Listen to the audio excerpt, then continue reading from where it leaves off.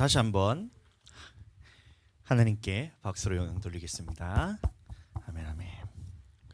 그 찬양이란 것은 뭐냐면 이것은 우리의 기도와 똑같아요. 이제 기도가 뭐냐면 하나님 앞에 우리의 마음을 아뢰고 하나님께 우리의 도우심을 구하고 하나님께서 하나님 앞에 하나님의 뜻을 행하기 위해서 우리가 기도를 하는 거잖아요. 그것과 마찬가지로 이 찬양을 할 때도 그냥 이제 그 리듬에 취해 가지고 우리가 찬양을 하면 그것은 이제 무언가 뺏기게 됩니다. 이 찬양을 할 때는 이제 그 가사를 생각하면서 이 가사가 나의 삶에 이루어지기를 원하는 그 마음으로 묵상을 하는 마음으로 찬양을 하게 되면 하나님 앞에서 그것이 내 마음을 딱 촉촉하게 적시면서 이 하나님의 말씀을 들을 때에 이 마음밭이 이제 가꾸어지는 거예요. 그래서 오늘 아침에 이제 얘기했다시피 우리가 하나님의 말씀을 들을 때에 그 네 가지 밭이 있다 했을 때에 그러면 우리 마음이 이 하나님 앞에 좋은 밭이 되기 위해서는 어떻게 해야 되냐면 계속해서 이 찬양으로서 내 마음을 또 이게 촉촉하게 이게 적시고 또 기도로서 하나님 앞에서 내가 말씀을 받을 준비가 돼야 이 말씀이 던져졌을 때 그것이 심겨집니다. 근데 딱 보면 내 마음이 이제 말라 있어요. 딱딱하게 하나님 앞에서 이 마음밭이 굳어 있으면 어떻게 되냐면 하나님의 말씀이 이제 뿌려졌을 때 그것이 다 튕겨져 나가요. 굉장히 안타까운 상황인데 하나님의 말씀을 똑같이 어떤 사람이 들었을 때에 어떤 사람은 그것을 내 마음밭에 심겨져서 이것이 자라고 어떤 사람은 그 똑같은 하나님의 말씀이 천국의 말씀이 뿌려졌는데 이것이 심기지 못하고 튕겨져 나고 이런 경우가 있잖아요. 왜 그러냐면 이 찬양할 때 이 기도할 때 이미 내 마음밭이 준비가 되기 때문에 그때 이미 결판이 나는 겁니다. 여러분들 그러니까 우리 찬양할 때도 그냥 시간 때운다고 예배 전에 찬양하니까 그 시간 때우거나 아니면 찬양 끝날 때쯤 와서 이제 예배 시간에 말씀만 들으면 되지 이렇게 되면 그것은 이미 이제 하나님 앞에서 마음 준비 자세가 되지 않기 때문에 예배가 이미 실패한 겁니다. 잘 이해하시게 되기를 축복하며 찬양할 때부터 우리 하나님 앞에 잘 우리가 준비되기를 예수님 이름으로 축복합니다. 자, 오늘 은혜 받으실 말씀 뭐냐면 창세기 35장의 말씀을 우리가 은혜를 받을 텐데 자 하나님 앞에서 이 베델로 이제 야곱에게 하나님께서 나타나셔서 네가 서원했던 그 베델로 다시 올라가서 거기서 제단을 쌓으라는 이 하나님의 말씀이 있을 때에 우리가 먼저 준비되어야 될 것이 있다는 겁니다. 그래서 베델이라는 것은 뭐냐면 하나님이 나타나셨던 그 장소에서 이 야곱이 서원을 해서 이곳을 하나님의 집으로 삼고 이렇게 말하고 있거든요. 그래서 이 하나님의 집이란 것을 다시 오늘날로 말하면 여호와의 이름을 두 곳이니 교회를 의미하는 거예요. 자, 그래서 이 교회로 다시 우리가 이제 마음을 돌이키고 회복될 때 먼저 되어야 될 것이 무엇인지를 말해주고 있는데 이것에 대해서 잘 여러분들 생각하시고 또 그렇게 결단하는 시간을 우리가 갖도록 하겠습니다. 이 본문 말씀 우리 다 같이 한번 읽어보겠습니다. 시작. 하나님이 야곱에게 이르시되 일어나 베델로 올라가서 거기 거주하며 네가 네 형 에서의 낯을 피하여 도망하던 때에 네가 나타났던 하나님께 거기서 제단을 쌓으라 하신지라. 자, 그래서 저희가 저번 주 주일에 아니죠. 이번 주 수요일에 무엇을 했었냐면 34장에서 이제 야곱의 딸이죠.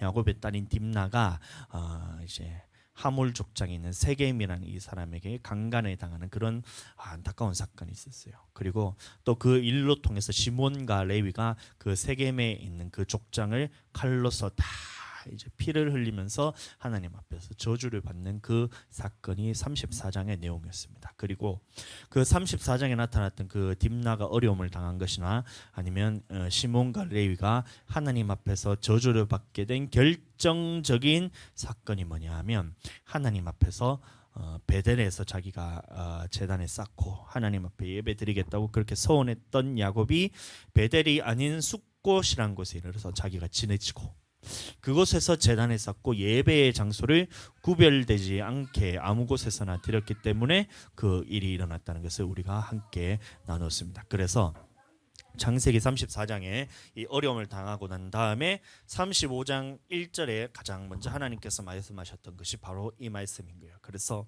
하나님이 야곱에게 이르시되 일어나 벳엘로 올라가서, 그래서 너희가 야곱아 너가 서원했던 그곳에서 다시 올라가서 베델로 올라가서 그곳에서 나와 약속한 대로 하나님 앞에 제단을 쌓으라, 이렇게 얘기를 한 거예요. 그래서 예배의 처소를 구별된 장소로 다시 올라가서 그곳에서 예배 드리라는 이 하나님의 명령이 있다는 겁니다. 제단에 쌓는다는 말은 뭐냐면 이 오늘날로 말하면 예배 드린다, 이 말과 똑같은 거예요. 그래서 제단에 쌓고 예배의 장소를 숲곳이라는 아무 곳에서 드리지 말고 너가 서원했던 하나님의 집으로서 구별했던 베델이란 곳으로 올라가서 이곳에서 예배를 드려라, 이렇게 하나님께서 말씀하시는 거예요. 자, 그래서 베델이 야곱이 어떻게 했냐면 이 자기 가족들에게 얘기를 하는 거예요. 우리가 이제 일어나서 베델로 올라가자.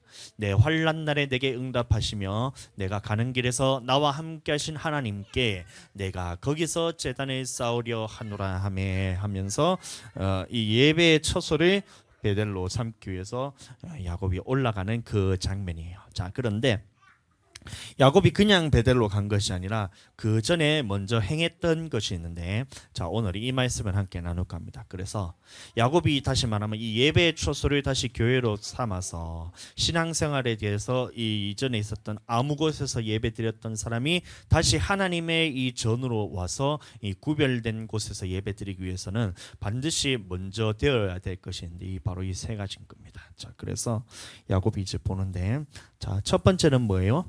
자, 이방 신상들을 버리라는 겁니다. 그다음에 자신을 정결하게 하고 정결케 하고, 세 번째 의복을 바꾸어 입어라. 그래서 이 세 가지가 먼저 되어야 우리가 이제 다시 하나님 앞에 예배 처소에 나왔을 때도 자, 우리가 이 전체적인 하나님 앞에서 다시 복을 회복받을 수 있는 방법이 이 세 가지였던 거예요. 자, 베델로 올라가라 해서 그냥 아무것도 이제 변하지 않고 자기 있었던 그대로 자기 삶을 이끌고 교회만 나오면 어떻게 돼요?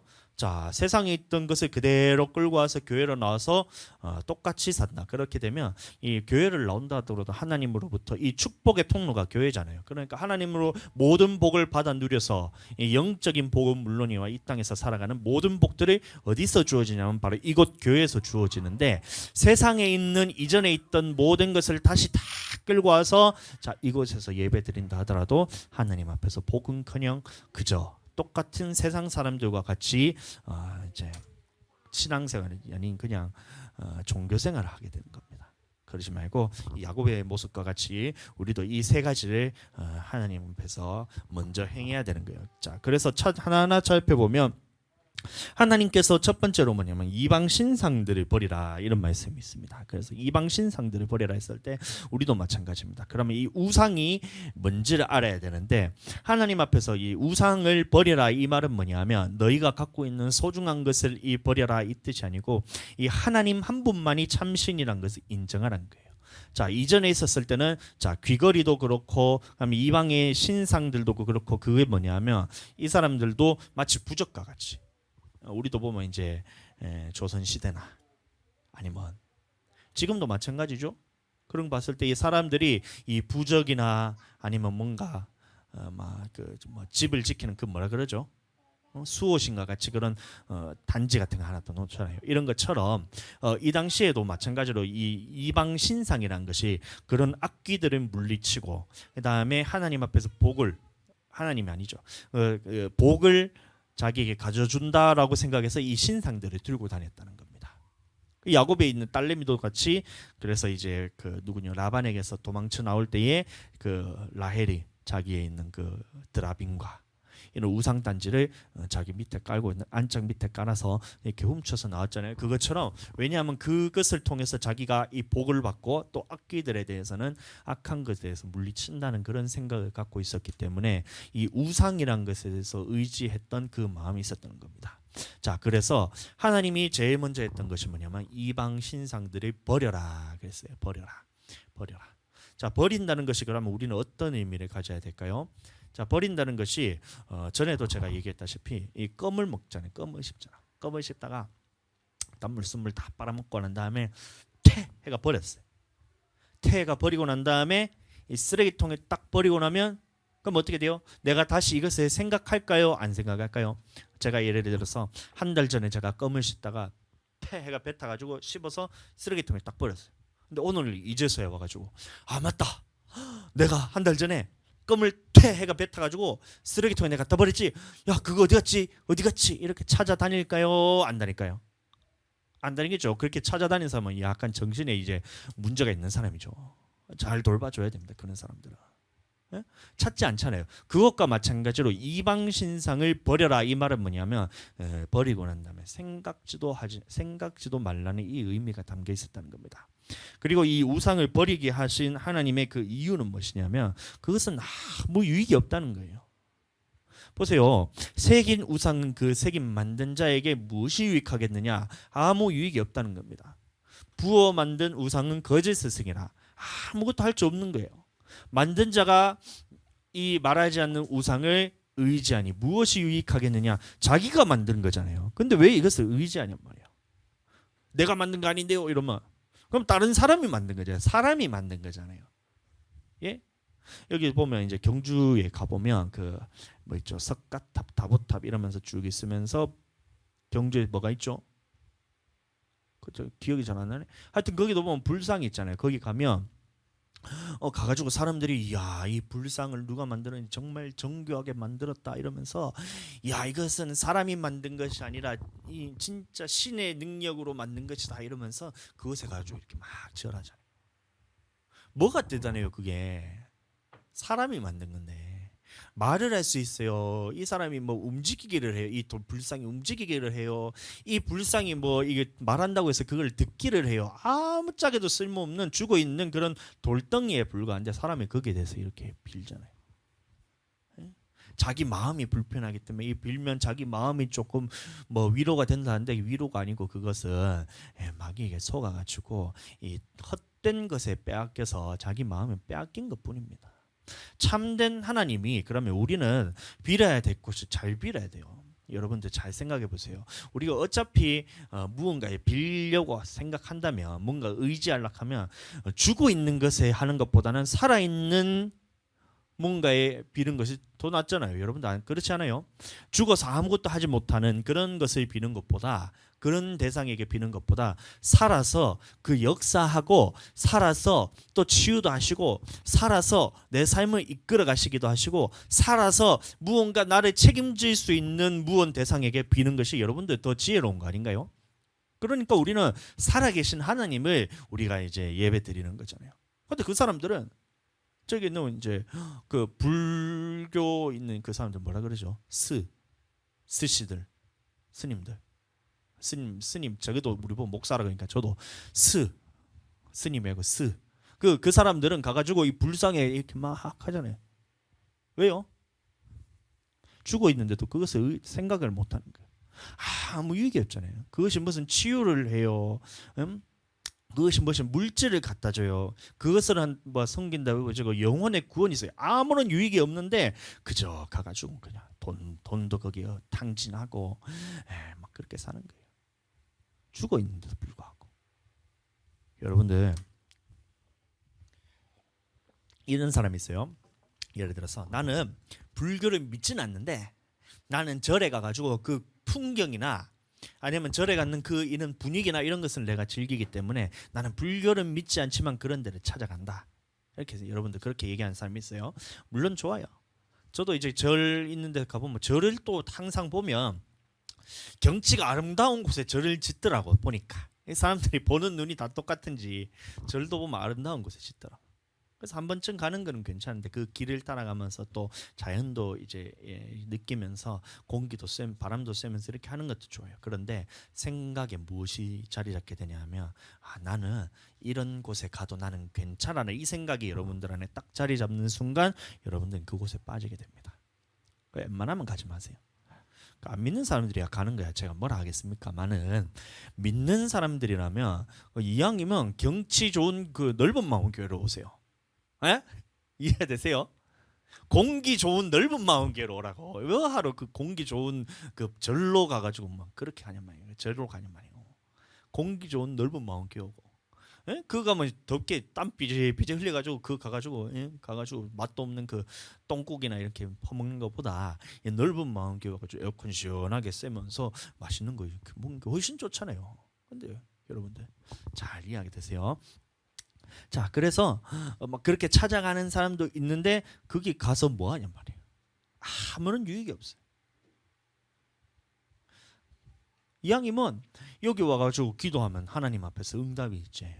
하나님 앞에서 치유받지. 하나님 앞에서 또 나를 통해서 일하실 것들에 대해서 계획하심에 대해서 내가 또 하나님 앞에서 성장하지. 이러니까 얼마나 좋아요. 그러면 자, 두 개를 놓고 봤을 때 어느 것이 더 유익해요? 교회 와서 하나님 앞에 예배드리는 거 훨씬 유익하잖아요. 자, 이와 마찬가지로 우상은 아무런 유익이 없다는 거예요. 그러니까 하나님께서 버려란 것입니다. 보세요. 열국의 우상은 은금이요 사람의 손으로 만든 것이랍니다. 사람의 손으로 만들었어요. 그러니까 중국 가보면 이 불상이 어마어마하게 큰 불상이 있어요. 보니까 진짜 산과 같은 불상이 있대요. 제가 사진을 봤는데 불상이 얼마나 하냐면 자, 이따만한 거예요. 그래서 이게 발인데 자, 우상단지를 내가 잘 못 그리니까 크게 이만한데 사람이 얼마냐면 요만한 발가락만한 게. 보니까 그러니까 우상단지는 이만하지. 이만해가지고 이렇게 앉아가지고 이 발이 이렇게 일어서 있는 우상이요. 내가 잘 못 그렸는데 우상 같아요. 이만한데 사람이 발가락만 하니까 진짜 우상 정말 이 불상 진짜 대단하다. 누가 만들었는지 이거는 진짜 사람이 할 수 없는 거라면서 막 이러잖아요. 여러분들 잘 생각해 보세요. 이 불상이 커요, 지구가 커요. 응? 자, 지구가 있어, 지구. 지구에 대해 잘 그리는 거 잘 모르겠지만 이렇게 해서 뭐 지구가 이렇게 해가지고 여기 이제 있고 뭐 하여튼간에 이런 식으로 해서 뭐 한태평양부터 해가지고 요 지구가 이렇게 있어요. 북극이고 여기 남극이야. 이 지구예요. 이게 커요. 아니면 요 중국에 있는 요 어떤 나라에 있는 이 불상이 커요. 뭐가 더 커요? 지구가 커요? 이 사람이 만든 우상이 더 커요? 하나님은 만든 지구가 훨씬 더 크잖아요. 그럼 이게 여러분들 생각해 보세요. 그럼 그 불상을 보고 우와 대단하다 이카는 사람이 그러면 이 지구와 그다음에 이 우주와 이 천하 만물 모든 것을 만드신 하나님을 보면서 왜 그 우와하는 이 느낌을 가지지 못하냔 말이에요. 왜 그래요? 생각 자체가 이미 뺏겼다는 겁니다. 이 우상단지보다 하나님이 만드신 지구가 훨씬 더 크잖아. 그러면 이거 대단하다 할 것 같으면 이 하나님이 만든 지구를 만드신 이 하나님은 더 대단하다 해야지. 맞잖아요. 논리적으로 그렇지 않나요? 사람이 우상단지를 이렇게 만들어가지고 우리가 발가락만 하고 그 우상단지 이따만한 우상을 만들어가지고 한다 해서 그것이 누가 만들었어요? 사람이 만들었는데 그거보다 대단하다 할 것 같으면 이 지구를 창조하시고 이 천하 만물을 다 창조하신 하나님은 더 대단하잖아요.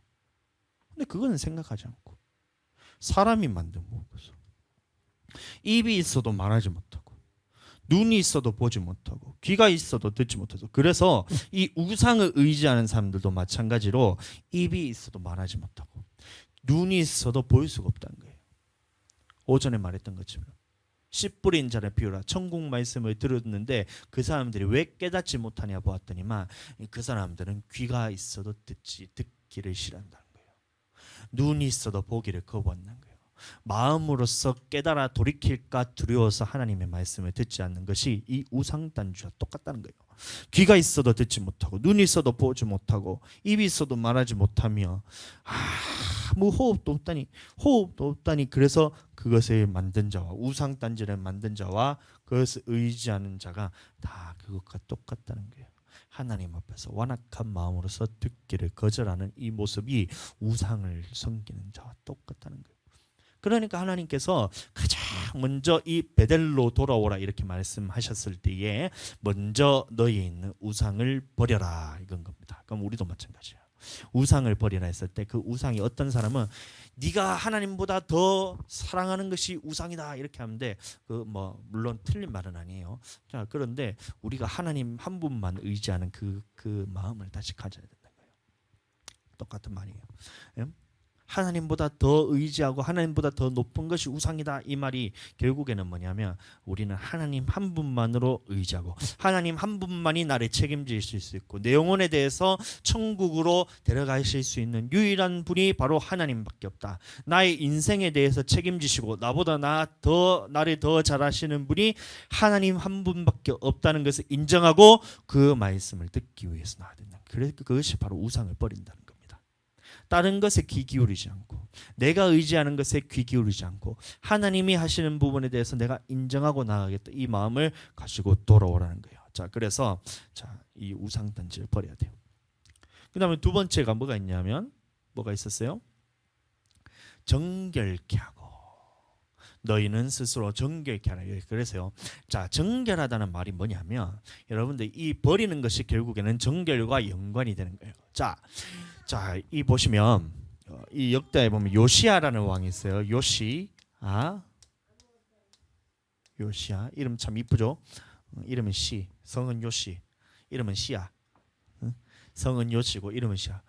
어디 요시인지는 제가 잘 모르겠어요. 그 요시야라는 왕이 있는데 이 왕이 나이가 어렸음에도 불구하고 무엇을 했었냐면 이 이스라엘에 있는 이 예루살렘에 있는 우상 단지들을 다 버리게 만들었어요. 자, 그래서 이런 모든 산당들과 목상들과 우상들과 부어 만든 이런 것들을 다 제거하여 버려라. 그렇게 함을 통해서 어떻게 해요? 정결하게 해라. 다시 말하면 정결이라는 것은 뭐냐면 우리에 있는 이 죄에 대해서 다 버리는 것이 정결케 되는 거예요. 네? 그러니까 이스라엘 백성들이 제사법에 대해서 쭉 얘기가 나온 것이 레위기, 민수기, 신명기 이런 거 보면 하나님 앞에서 제사법들에게서 쭉 얘기가 나오잖아요. 거기서 보면 이 나를 정결케 하기 위해서는 어떻게 해야 되냐면 죄함으로 정결케 하고 이런 말씀이 계속 나옵니다. 그러면 다시 말하면 정결이란 말은 뭐냐면 내 안에 있는 죄에 대해서 버리라 이 말인 겁니다. 자, 우상에 대해서 버리고 그 다음에 내 있는 죄에 대해서 버려라 이건 겁니다. 자, 그래서 버렸을 때 그럼 내가 정결케 되는데 자, 오늘날에는 정결케 되기 위해서는 어떻게 되냐면 예수님의 핏부림을 받아야 돼요. 여러분들 구약에서 우리가 제사함을 받고 정결케 하기 위해서는 어떻게 해야 되냐면 짐승을 잡아서 짐승의 피로 뿌림을 통해서 하나님의 성물이 정결케 되는 것입니다. 그런데 오늘날 우리에게는 이 신약에 와서는 예수 그리스도의 피 뿌림을 통해서 우리가 정결케 함을 입을 수가 있다는 거예요. 자, 그러니까 히브리서에 보시면 예수님이 친히 어린 양 친히 제물이 되시고 이 대제사장이 되시고 그 다음에 스스로 영원한 제사를 단번에 드려서 누구든지 이제는 그 핏부림을 받고 이제 그것을 인정하는 사람마다 이 하나님 앞에서 이 속죄함을 있는 그런 역사를 예수님께서 이루어 가셨던 거예요. 그러니까 오늘날 우리가 이 정결케 하라는 말은 뭐냐면 예수님의 피로써 나의 모든 죄를 깨끗하게 사함을 받아야 된다 이 말인 겁니다. 첫 번째는 뭐예요? 우상을 버려라. 그러면 이 내게 있던 하나님보다 더 높아진 것들에 대해서 다 버리고 오직 하나님만 의지하겠다는 이 마음을 가지고 우리가 하나님 앞에 나와야 된다는 겁니다. 교회에 나올 때 말이에요. 오늘날 우리가 교회 나올 때는 어떻게 나와야 되냐?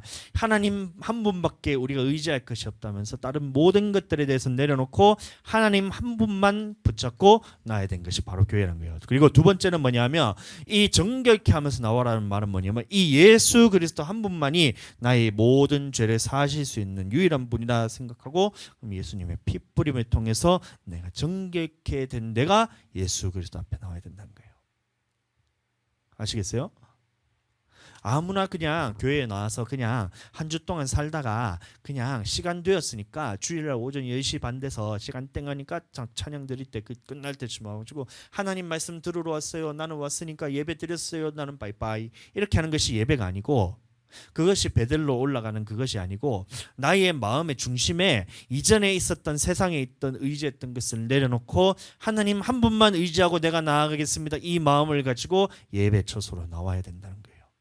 그리고 예수님 한 분만이 나를 정결케 하실 수 있고 내 죄에 대해서 사하실 수 있으니 오직 하나님 예수님 한 분만 의지해서 이 피의 공로로서 내가 이 예배 전에 나올 수 있다는 겁니다. 두 번째. 첫 번째는 우상을 버려라. 두 번째는 뭐요? 내게 있는 정결케 하여. 이 두 가지를 가지고 나와야 되고, 자 계속해서 보겠습니다. 자 정결케 한다는 것이 결국에는 이 결국 나에 있는 모든 죄에 대해서 이 사함을 받고, 그다음에 예수 그리스도의 피 뿌림을 통해서 정결케 된 사람이 이 하나님 앞에 나올 때에, 그러면 우리 그 하나님께서 약속하신 교회를 통해서 부어지는 그런 복들, 영적인 복을 비롯해서 우리 살아가는 모든 하나님께서 우리에게 주시는 그런 복들을 받아 누릴 수 있는 그 자격이 주어진다는 거예요. 자, 그래서 이 말을 들었을 때 야곱의 가족들이 어떻게 했느냐? 그들이 자기 손에 있는 모든 이방 신상들과, 자 귀에 있는 귀걸이도 마찬가지예요. 이것도 우상 단지와 똑같다는 겁니다. 그래서 이 구약 시대에, 족장 시대에 있었던 이런 귀걸이들, 이런 것들이 뭐냐면 이걸 하면 이제 귀신으로부터 보호받을 수 있다, 이런 의미로서 귀걸이를 하고 다녔다는 거예요. 그걸 보면 귀걸이에 보면 이상한 사람 모양 같은 것들이 이렇게 붙어 있잖아요. 그런 것처럼 귀걸이들을 그래서 야곱에게 다 줬다는 거예요. 자, 그래서 야곱이 자 그것들을 어떻게 했어요? 세겜 근처 상수리 나무 아래에 묻었다 그랬습니다. 묻었다. 이 말에 대해서 여러분들 조금 더 우리 살펴보면 이것은 장사 지냈다는 것과 똑같다는 거예요. 자, 묻었다는 것이 그냥 땅을 파서 이렇게 덮었다 이 뜻이 아니고, 이 구약의 이 당시에 야곱에 있던 그 사람들이 이방 신상들과 이 귀에 있는 그 귀신을 쫓아내는 부적 같은 것들을 이 상수리 나무 아래에 묻으면서 그것을 무엇을 했냐면 장사 지냈다는 겁니다. 자, 그러니까 버려라 이 말을 했을 때에, 자 무덤을 통해서 두 번 다시는 내가 찾지 않겠다는 이런 각오를 하고 그 앞에 묻었던 거예요. 여러분들 이해하시게 되기를 축복합니다.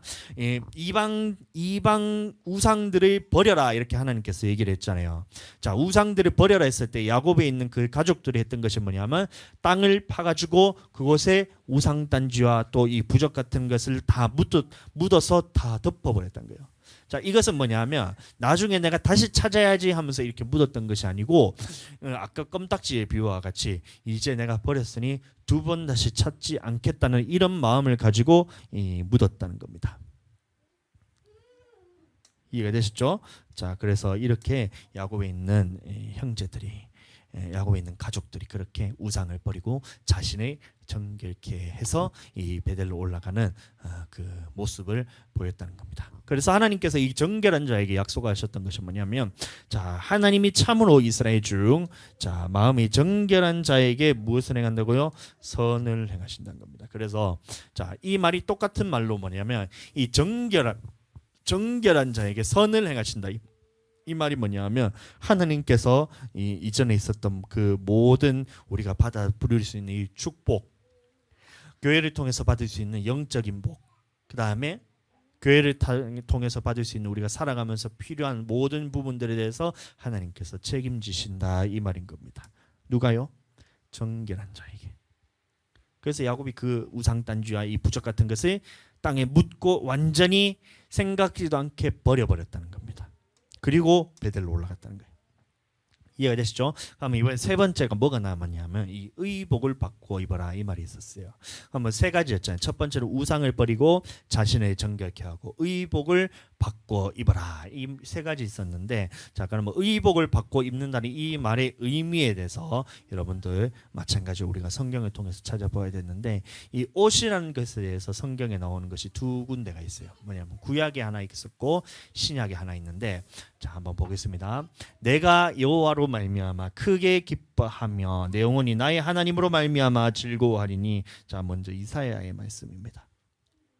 왜 그랬냐면 하나님께서 내게 옷을 바꿔 입어줘서 내가 즐거움이 있고, 내가 하나님께서 내게 옷을 바꿔 주셔서 기쁨이 있다는 거예요. 그래서 첫 번째 그 옷이 뭐였냐면 구원의 옷이었다는 거예요. 두 번째는 뭐냐면 공의의 겉옷이 있었던 거예요. 자 이전에서는 뭐냐면 내게 있었던 이 옷이 예수님을 믿기 전에, 그 다음에 내가 하나님을 알기 전에 입었던 내 옷은 뭐냐면 구원과 관련 없는 옷이었던 거예요. 하나님 앞에서 구원받을 수 없고, 그 다음에 의의 겉옷이라 했기 때문에 내가 입고 있었던 이 옷은 뭐냐면 불의의 옷을 입고 있었던 겁니다. 자 구원도 없고 불의한 옷을 내가 입고 있었다는 거예요. 자, 야곱도 마찬가지였다는 겁니다. 하나님 앞에서 옷을 입고 있었냐면 하나님 앞에서 구원받지 못하고 그 다음에 하나님 앞에서 의롭지 못한 옷을 입고 있었던 거예요. 그러니까 하나님께서 베델로 올라가기 전에 너희 의복을 바꾸어 입어라 이렇게 얘기했다는 겁니다.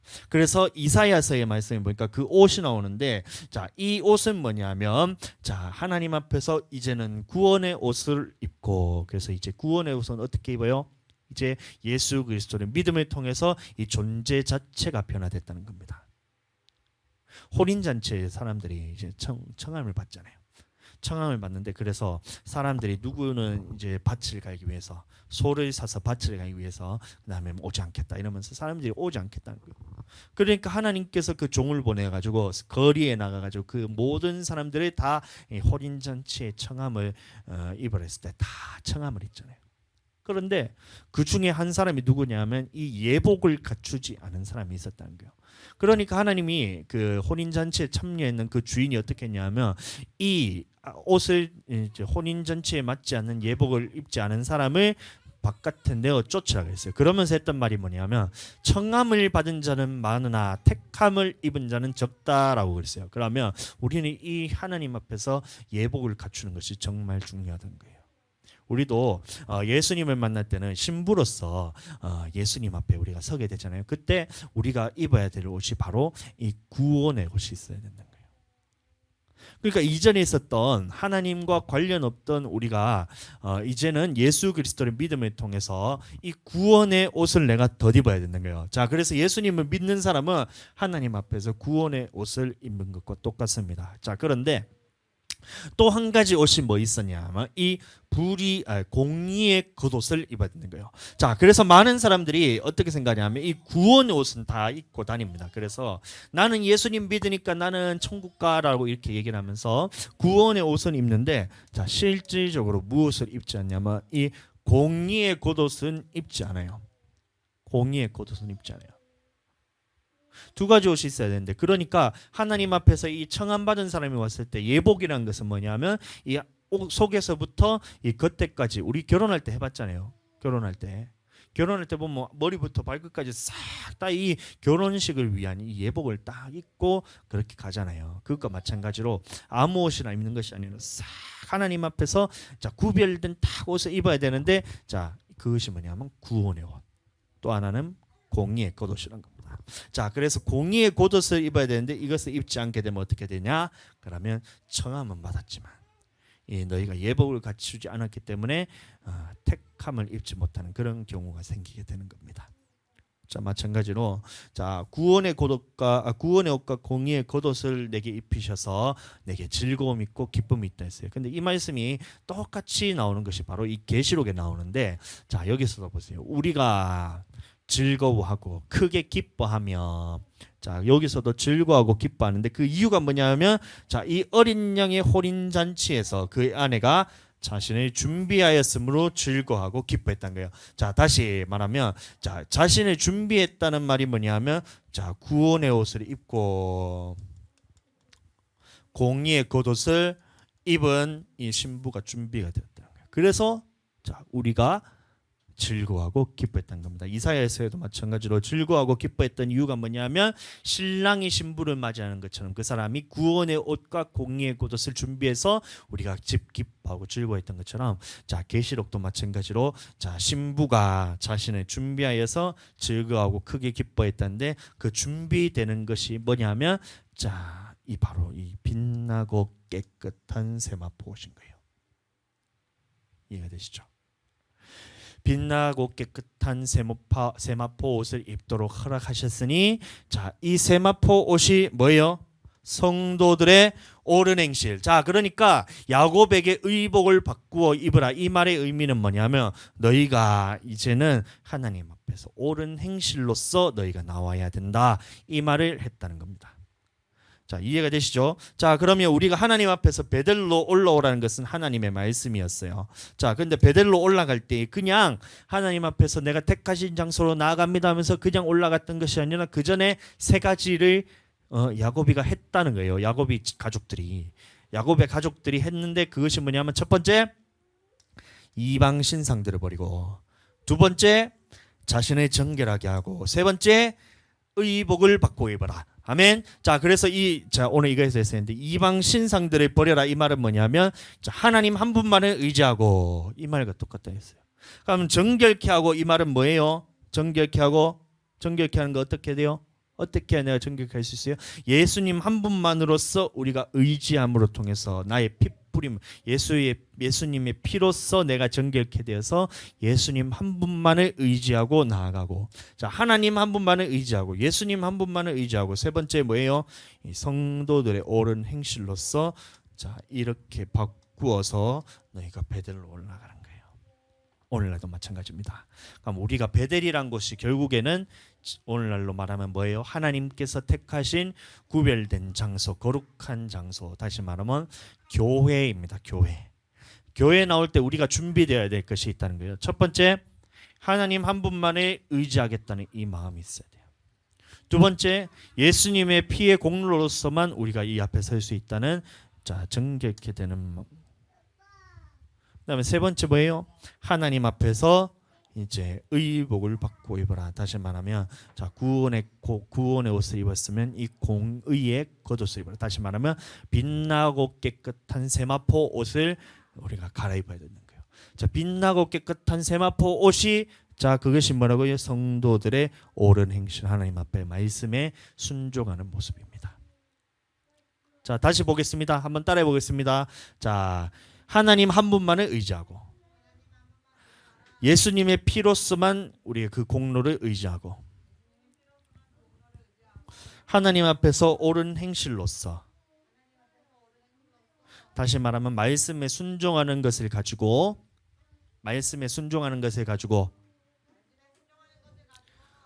하나님의 구별된 장소로 나아가야 된다. 장소로 나아가야 한다. 아멘. 그렇게 되기를 예수님 이름으로 축복합니다. 자, 그래서 이 야곱이 그래서 베델로 올라갔다는 거예요. 자, 그러니까 하나님께서 이 야곱의 모습을 보고 이 야곱에게 복을 주신 거예요. 하나님께서 일하기 시작합니다. 자, 그 많은 사람들이 자 보세요. 그럼 야곱이 베델로 올라갈 때 누군가 쫓아가서 이것을 해코지 할 수도 있잖아요. 그런데 그 하나님께서 그 주변 사람들에게 무엇을 줬냐면 야곱의 이 모습을 보고 이방 신상들을 다 버리고 하나님 한 분만을 의지하고, 그다음에 자신을 정결케 하면서 예수 그리스도 한 분만 피로써 자신을 정결케 하고 올라가고, 그다음에 하나님 앞에서 성도들의 옳은 행실, 다시 말하면 하나님의 말씀에 순종하겠다는 이 마음을 가지고 자, 이 베델이라는 곳으로 올라가자. 자, 주변 사람들 앞에 하나님 앞에서 두려움을 주셨다는 겁니다. 그렇게 해서 주변에서 하나님 앞에서 대적이 없었던 그 모습을 보여줄 수 있어요. 그러니까 우리도 마찬가지입니다. 우리가 하나님 앞에 나올 때에 이런 야곱에게 줬던 이 모든 걸 하나님 앞에서 이방 신상도 버리고 자신을 정결케 하고 의복을 받고 입는 이 모습을 통해서, 이런 모습을 통해서 하나님께서 우리에게 주시는 복이 뭐냐면 주변에서 우리를 대적할 자가 없게 만들어 주시는 거예요. 아멘. 우리 교회가 그러면 하나님 앞에서 보호받기 위해서는 그러면 어떻게 해야 될까요? 똑같이 이방 신상을 버리고 하나님 한 분만 의지하고 자신을 정결케 함으로써 예수 그리스도의 피의 공로만 의지하고 하나님 앞에서 의복을 바꿔서 빛나고 깨끗한 세마포, 다시 말하면 성도들의 옳은 행실, 여기서 옳은 행실이 하나님의 말씀만 순종하겠다는 이 마음을 가지고 나갈 때에 우리 교회를 대적할 수 있는 세력은 아무것도 없게 된 하나님께서 보호하시는 거예요. 하나님께서 그렇게 일하신다는 겁니다. 그렇게 되기를 예수님 이름으로 간절히 축원합니다. 네, 이 시간 기도하겠습니다. 살아계신 하나님 아버지 감사합니다. 우리가 이렇게 하나님 창세기 35장의 말씀을 가지고 하나님 야곱에게 베델로 올라가라 할 때에 그냥 올라가는 것이 아니라 반드시 먼저 선행되어야 될 세 가지 이 원리에 대해서 우리에게 알려주셨습니다. 하나님 이방 신상을 버리고 하나님 한 분만을 의지하며 나가는 이 모습이 있어야 되고, 또한 자신을 정결케 하라 했을 때 오늘날 우리가 정결케 되는 것은 예수님의 피밖에 없사오니 예수의 피로써 우리를 정결케 함으로 우리가 하나님 앞에 나오고, 또한 이 세마포 옷으로 갈아입어서 의복을 받고 입어는 하나님의 말씀처럼 하나님의 말씀을 성도들의 옳은 행실이 결국 하나님의 말씀에 순종하는 모습이 성도들의 옳은 행실이오니 우리가 이 세 가지 원리에 대해서 먼저 우리가 행함으로 하나님 앞에 나아올 때에 하나님께서 주시는 이 큰 복을 우리가 다 받아 누릴 수 있게 하여 주시옵소서. 하나님 그렇게 될 것을 믿고 하나님 우리 예수 그리스도의 이름을 의지하여서 기도드렸습니다. 아멘. 지금은 이 땅에 오신 예수 그리스도의 은혜와 아버지 하나님의 극진하신 사랑하심과 성령님의 감화, 감동, 내주, 역사, 교통케 하시는 큰 은혜가 오늘 말씀 듣고 하나님의 전에 구별된 장소로 나오기 전에 먼저 하나님을 의지하는 이 마음과 예수 그리스도의 보혈의 공로에 의지하는 이 마음과 하나님 앞에서 말씀에 순종하기를 결단하면서 나오는 이 마음을 가진 우리 모든 성도들과 가정과 생업 위에 지금으로부터 영원토록 함께 계실지어다. 아멘.